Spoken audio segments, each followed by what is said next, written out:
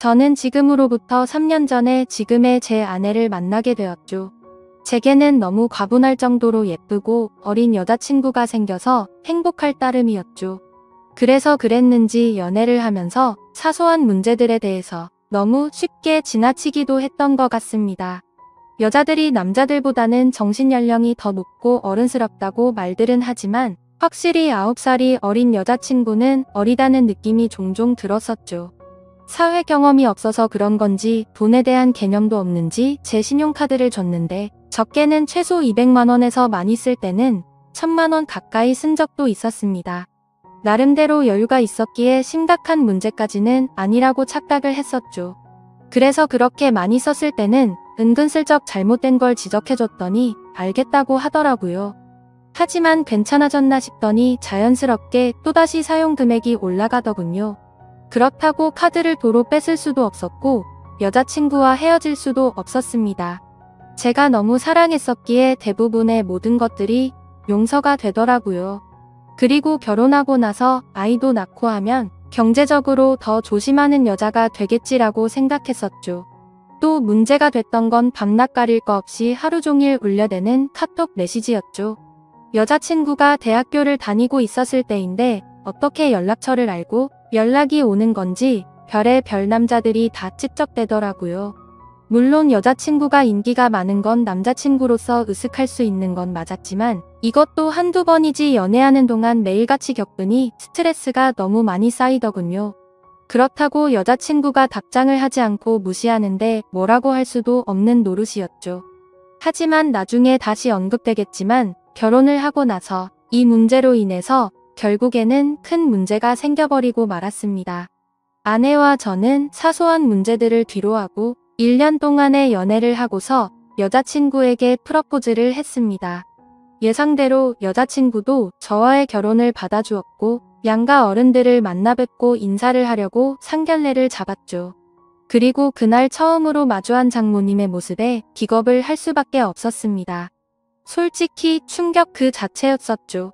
어느 누가 장모님을 그렇게 생각할까 싶었는데 저희 부모님도 저와 마찬가지로 놀라신 듯한 표정으로 쳐다보고 계시더라고요. 당황스러운 상황을 뒤로하고 식사를 하면서 이야기를 들어보니 장모님이 어린 나이에 철이 없으실 때 제 여자친구를 낳게 되셨고 저와의 나이 차이가 겨우 11살밖에 나지 않더군요. 제게 있어서 아내와 장모님 나이 차이가 위나 아래로나 별로 차이가 나지 않는 거였습니다. 하지만 장모님과 저를 놓고서 겉으로 보면 제가 오히려 더 나이가 많아 보일 정도였습니다. 그동안 여자친구가 왜 이렇게 예쁘고 동안인가 했더니 어머니를 닮아서 그랬던 거구나 싶더군요. 그렇게 상견례 자리는 서로가 기분 좋게 이야기는 오고 갔지만 장모님께서는 내심 걱정이 많이 되셨던 것 같더라고요. 아내와 제가 나이 차이가 많이 나서 아내가 저를 제대로 이해하고 감당은 할 수가 있을까 하는 그런 생각들이 있으셨던 거죠. 심지어 저희 장모님은 이른 나이에 결혼을 실패하신 미혼모셨기 때문에 더 그랬던 것 같습니다.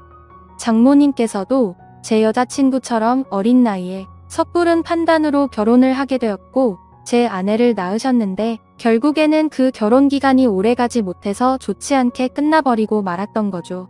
그래서 걱정이 더 크시다는 걸 알 것 같았고 그 마음이 잘 헤아려졌습니다. 저는 장모님께 말했습니다. 제가 나이에 비해 나름대로 산전수전 다 겪어봤고 나이도 많은 제가 여자친구를 잘 이해해주면서 예쁘게 살겠다고 했고 저를 믿고 맡겨달라고 말씀을 드렸죠. 그러자 다행히도 장모님은 그제서야 조금은 걱정을 덜어주셨고 기분 좋게 상견례 자리가 끝이 났습니다. 그날 이후 여자친구와는 1년의 짧은 연애 기간을 마침표를 찍고서 곧바로 결혼식을 올렸습니다. 그야말로 누가 보더라도 초고속으로 결혼을 한 거였죠. 요즘에는 10살 정도 차이 나는 커플들이 흔하다 싶을 정도로 많았는데 그런 커플들을 보면 인꼬 부부들처럼 잘들 사니까 크게 문제될 거라는 생각은 없었습니다. 그러나 그런 이상과 현실은 너무나도 다르다는 걸 알기까지 그리 오래 걸리지가 않았죠. 처음에 1년 동안은 다른 사람들과 다름없이 행복하게 잘 지냈습니다. 하지만 결혼 전부터 문제였던 다른 남자들의 연락이 문제였던 거죠. 함께 지내다 보니 잠이 막 들려고 하다가도 새벽에 울리는 휴대폰 소리에 깨는 경우가 생기다 보니 짜증이 났습니다. 그것도 급한 연락도 아니고 별것도 아닌 걸로 유부녀에게 추근덕대는 남자들의 연락이니 당연히 화가 날 문제가 아닐까요? 솔직히 결혼을 하게 되면 이런 문제가 없을 거라고 생각을 했고 여자친구도 단호하게 잘 거절할 거라고 생각을 했습니다. 그래서 지나가는 말로 몇 번을 말해봤었는데 소용이 없더라고요. 휴대폰 연락처를 바꾸라고 하면 어릴 때부터 쓰던 번호라서 그럴 수가 없다고 했고 개인적으로 하는 소셜 계정이라도 없애면 덜하지 않겠냐고 하니까 그러기가 싫다더군요. 왜 가정주부가 그런 것까지 굳이 하려고 하는 건지 물어보니 어린 나이에 시집와서 이런 거라도 안 하면 우울증이 올 것 같다더라고요. 아내의 그 말이 너무나도 황당했습니다. 결혼 전에는 또래 친구들이랑 놀기 싫고 빨리 결혼해서 화목한 가정을 이루고 싶다더니 말이죠. 심지어 정말 다른 사람들과 비교했을 때 부족할 거 전혀 없게 다 해줬다고 생각했는데 너무 큰 배신감이 들었습니다. 저는 아무리 많이 벌어도 한 달에 300만 원을 쓸까 말까인데 아내는 한 달에 평균 700만 원은 넘게 쓰면서도 우울할 수가 있는 거구나 싶더군요. 그래서 그냥 사소한 다툼으로 문제를 키우기 싫어서 그냥 넘어가려고 마음을 먹었습니다. 그나마 바람이라도 피지 않는 게 어디겠냐? 라며 생각을 하고 참았었는데 제가 너무 멍청했던 거죠. 그날 이후로 평소와 다름없이 지내던 중 회사 미팅으로 인해서 백화점을 갔던 날 결국 사건이 터지고 말았습니다. 그 백화점은 평상시에 아내가 자주 가던 곳이었기에 혹시라도 아내가 오늘도 그곳에 왔으면 같이 밥이라도 먹으려고 어디냐고 연락을 했더니 집이라고 하더라고요. 그래서 알겠다고 대답을 하고 나서 백화점 직원과 회의를 시작했고 1시간 정도 뒤쯤 회사로 가려고 하는데 익숙한 모습이 보이더군요. 혹시나 하는 마음에 자세히 보니 제 아내가 맞았습니다. 그것도 옆에는 누가 봐도 잘생기고 키가 큰 훈훈한 젊은 남자와 말이죠. 순식간에 피가 거꾸로 솟는 기분에 당장 뛰어가서 난리를 치고 싶었지만 옆에는 미팅을 같이 한 백화점 직원과 제 회사 직원이 있었기에 그럴 수가 없었습니다. 저는 두 사람에게 급한 일이 생겼다고 말하고는 자리를 피해서 조용히 아내를 뒤따라갔죠. 일단 제가 오해를 하는 걸 수도 있고 나중에 혹시라도 모른다는 마음에 증거를 확보하려고 사진을 찍었습니다. 제발 제가 착각하는 거라고 믿고 싶었지만 그런 바람은 이루어지지가 않더군요. 잠깐 동안 따라다녔지만 마치 연인처럼 팔짱을 끼는가 하며 남자 신발부터 시작해서 화장품이며 옷을 사서는 죄다 그 남자에게 선물을 하고 있더라고요. 그것도 제가 열심히 일해서 번 돈으로 말이죠. 그동안 제 것을 종종 사왔기에 카드 내역을 보면서도 단 한 번도 의심을 해본 적이 없었습니다. 그렇게 아내와 그 남자는 백화점 쇼핑을 마치더니 겁을 상실해버린 건지 너무나도 자연스럽게 팔짱을 낀 채로 엘리베이터로 향하더군요. 솔직히 그때 많은 고민을 했습니다. 분노가 머리끝까지 치밀어 올라서 당장 달려가서 난리를 칠까도 생각했지만 이혼을 해야겠다라는 생각이 들었기에 억지로 참으면서 따라갔습니다. 다행인지 아닌 건지는 참 모르겠지만 그 둘은 다른 연인들처럼 데이트를 하는 것 같더니 밥을 먹고서 각자 헤어지더군요. 아내가 집으로 들어가는 걸 확인하고 나서 차에 앉아서 한참 동안을 고민했습니다.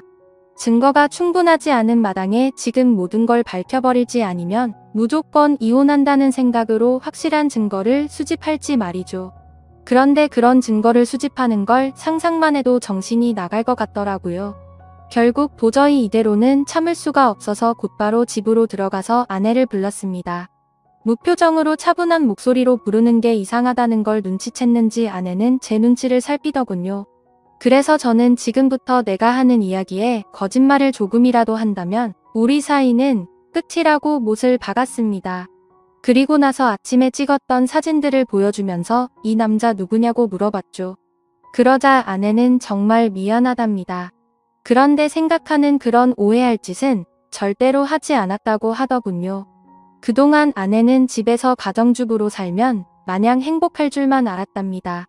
그런데 집에서만 지내다 보니 너무 우울증이 심해졌고 그러다가 메시지를 주던 한 남자와 이야기를 했답니다. 결국 그러다 호감이 가서 연락을 주고 받았지만 오늘 만난 게 두 번째였고 그 남자와 아무런 일도 없었다고 하더라고요. 솔직히 그 말이 믿고는 싶었지만 바보같이 온전히 다 믿을 수가 없어서 말했습니다. 너는 겨우 2번 만난 사람한테 저런 명품들은 선물하냐고 물어봤죠. 그러자 아내는 자신이 너무 돈에 대해서 별 다른 생각이 없었던 것 같았다고 하더군요. 그냥 아무런 생각도 없이 선물을 해준 건데 지금 생각해보니 제정신이 아니었던 것 같답니다.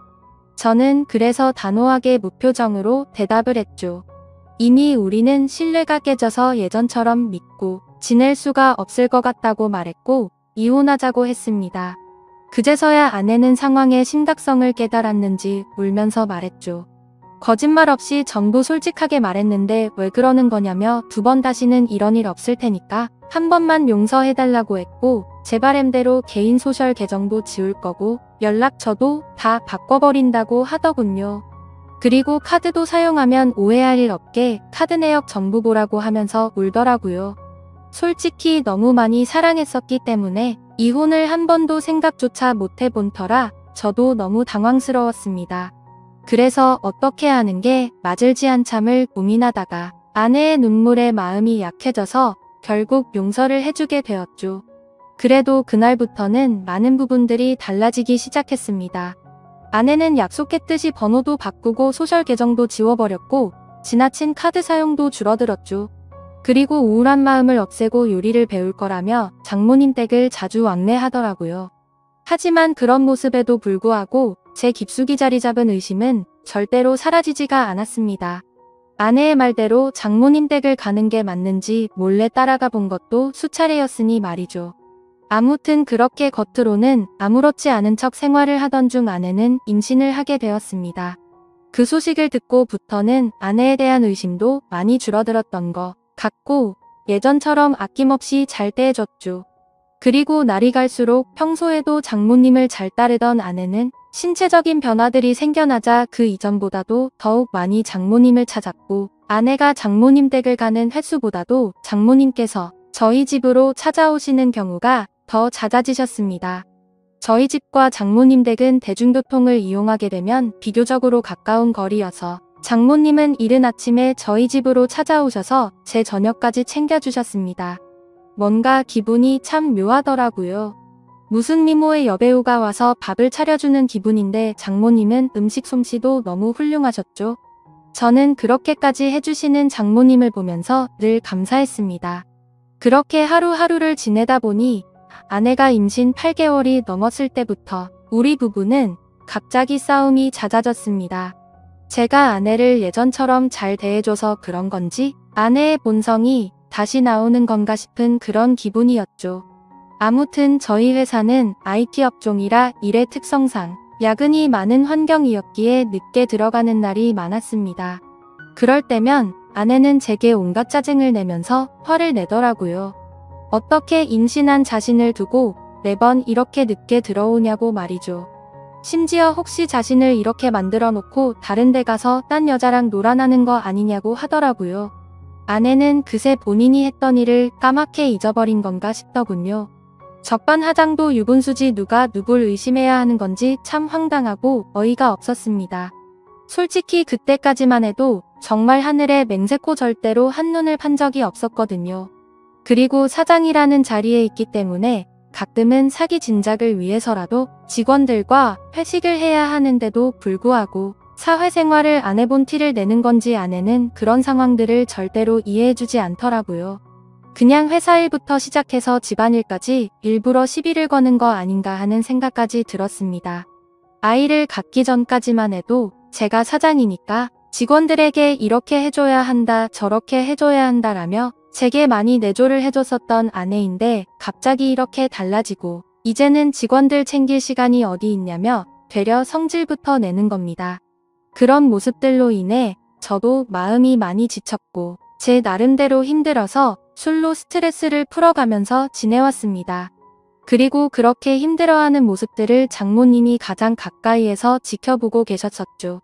그러던 어느 날 제가 퇴근하고 집으로 돌아오자 장모님께서는 피곤하지 않으면 집까지 데려다 줄 수 없겠냐고 하시면서 조심스레 말씀을 건네시는 겁니다.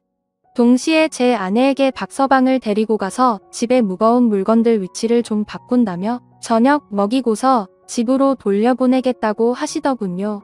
아내는 알겠다면서 집에 올 때 아이스크림을 사오라고 해서 저는 아내에게 알겠다고 대답을 하고서 집 밖으로 나섰습니다. 그렇게 장모님 댁으로 가는 도중에 이런저런 다양한 이야기들을 많이 했습니다. 장모님께서는 제가 많이 힘들 것 같다면서 저를 위로해 주셨고, 지금은 힘들더라도 나중에는 상황이 나아질 거라고 말을 해주시더라고요. 저는 저를 위로해 주시는 장모님에게 고마운 마음이 들었고, 평상시에도 장모님께서 미혼모였다는 사실을 알게 된 후부터 아내를 곱고 바르게 잘 키우셨다는 생각에 존경스러웠습니다. 그래서 아무 생각 없이 그런 모습이 존경스럽다고 말씀을 드렸는데, 당황스럽게도 장모님께서는 갑자기 왈칵 눈물을 흘리시더라고요. 그러시면서 왜 미혼모가 되었는지에 대한 이야기들을 해주시고, 왜 혼자서 딸을 키워왔는지 그런 많은 이야기들을 해주시더라고요. 저는 그런 장모님을 보면서 어린 나이 때부터 마음고생이 심하셨겠구나 생각도 들었고, 장모님이 이제는 제게 마음을 많이 열어주셨구나 라는 생각을 하였습니다. 그리고 그런 이야기를 듣고 있자니 저도 덩달아 마음이 아팠고, 아직도 여자같이 여린 장모님을 보면서 묘한 감정이 생겨나더라고요. 그렇게 그날은 장모님 댁으로 가서 식탁과 TV 선반대를 옮겨드렸고, 비빔국수를 얻어먹고서 집으로 돌아왔습니다. 하지만 그날 이후로 장모님과 저와의 사이에서 문제가 생겨났습니다. 점심에 매일 밖에서 음식을 사서 챙겨 먹는 걸 말씀드렸는데, 그런 저를 안쓰럽게 생각해 주셨는지 장모님은 매일같이 도시락을 직접 싸서 제게 가져다 주셨습니다. 장모님은 딸을 보려고 집에 가는 길에 들려서 주는 거라고 말씀하셨지만, 제가 운영하는 회사는 저희 집과는 버스로 3정거장 더 멀리 떨어져 있었습니다. 그래서 처음에는 장모님의 수고스러움에 부담스러운 마음도 있었지만, 어느 순간부터는 장모님과 점점 더 가까워졌고, 그런 일상들이 당연하게 여겨지더군요. 그러다 보니 오늘은 무슨 반찬을 갖다 주실까라는 생각도 하고, 저도 모르게 장모님을 기다리고 있더라고요. 그리고 그런 나날들을 보내다 보니 경비실에 계신 분들과 청소하는 분들이 사모님이 이렇게 정성스럽게 도시락을 매일 갖다 주시냐며 사모님이 연예인처럼 미인이시다라고 하시더군요. 아마도 주변 분들이 볼 때는 당연히 부부 사이라고 봤을 것 같습니다. 장모님의 외모는 너무 동안에다가 저와 나이 차이도 많지 않았고, 미모도 연예인처럼 훌륭하셨으니깐요. 심지어 어떤 장모님이 이렇게 매일같이 도시락을 싸서 직접 갖다 줄 거라고 상상이나 할까요? 저는 아내와 연애할 때부터 결혼해서까지 이렇게 따뜻한 배려를 받는 건 처음이었고, 정말 아내와 장모님의 행동이 비교가 되면서 뭔가 모를 마음이 들더라고요. 아무튼 그렇게 시간은 흘러갔고, 저와 아내 사이에서 아이가 태어났습니다. 하지만 믿음이 깨지지 않을 거라고 수천 번을 생각했지만, 그때부터 또다시 의심이 커져갔죠. 누가 보더라도 아이의 생김새가 아내도 닮지 않았고, 저와도 너무나도 달랐기 때문입니다. 물론 조금 더 커봐야 알 수 있다고는 하지만 의심보다는 확실한 게 좋다고 생각을 했고, 저는 조용히 유전자 검사를 의뢰하게 되었죠.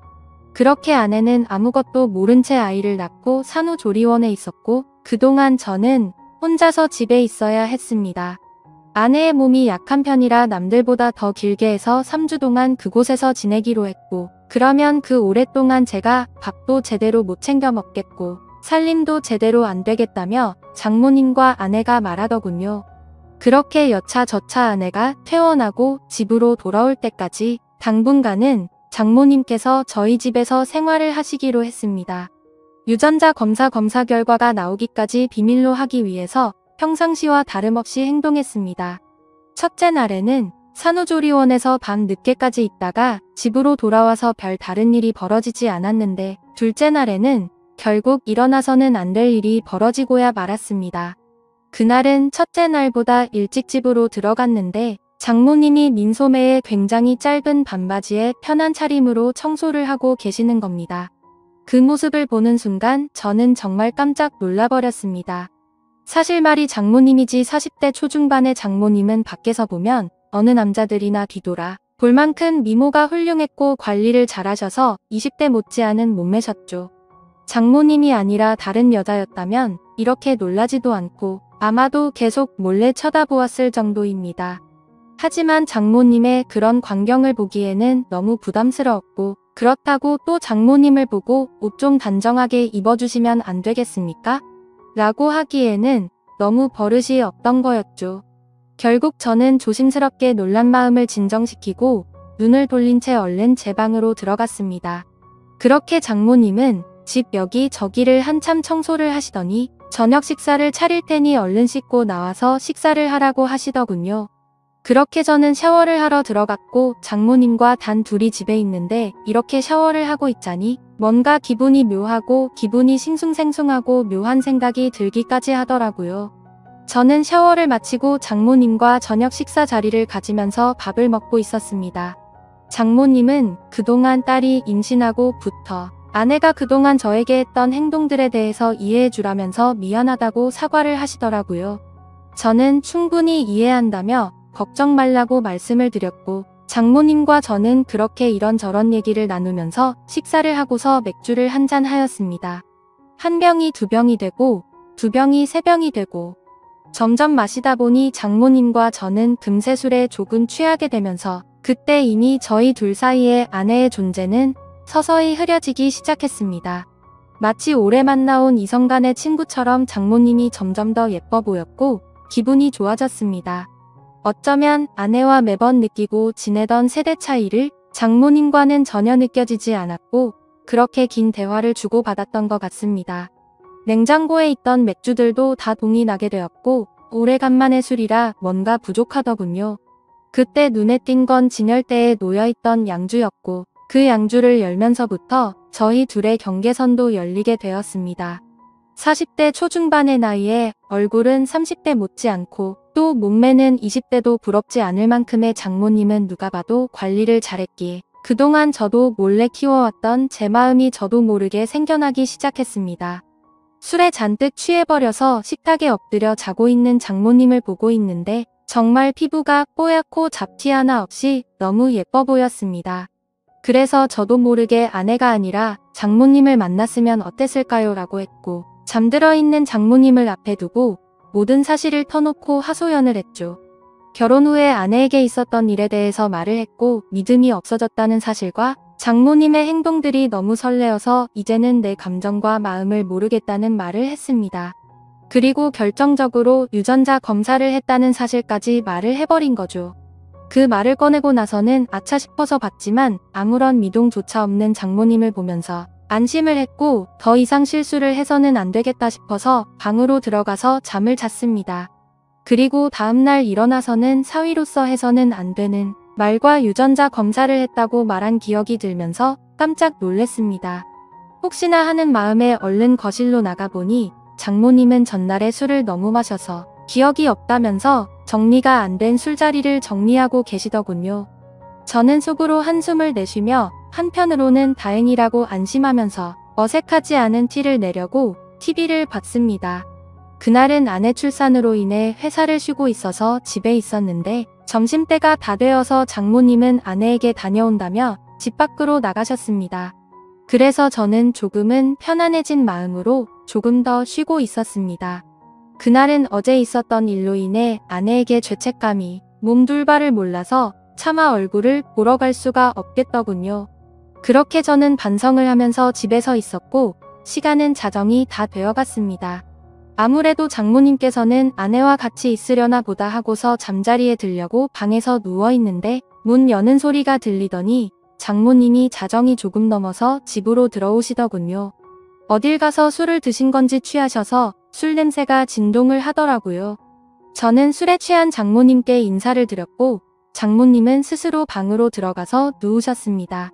그렇게 잠에 드시는 걸 확인하고 저도 제 방으로 들어와 잠을 자려고 돌아서는데 갑자기 장모님이 저에게 어제 자신에게 했던 말에 대해서 할 말이 없냐고 하시더군요. 내가 어제 잠든지 알았냐며 어떻게 내게 그런 말을 할 수가 있냐고 하더라고요. 저는 정말 깜짝 놀랬고 혹시라도 아내에게까지 이 얘기를 하신 건 아닐까 너무나도 놀랬습니다. 곧장 저는 장모님에게 다가가서 무릎을 꿇고 빌었습니다. 그리고 솔직하게 말했습니다.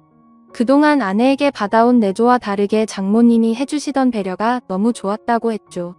그리고 사람 감정이라는 게 제 마음대로 되는 것도 아니고 그저 술에 취해서 헛소리를 한 거라고 말했습니다. 더 이상 감정 키워나가는 일 없을 테니 걱정 말라고요.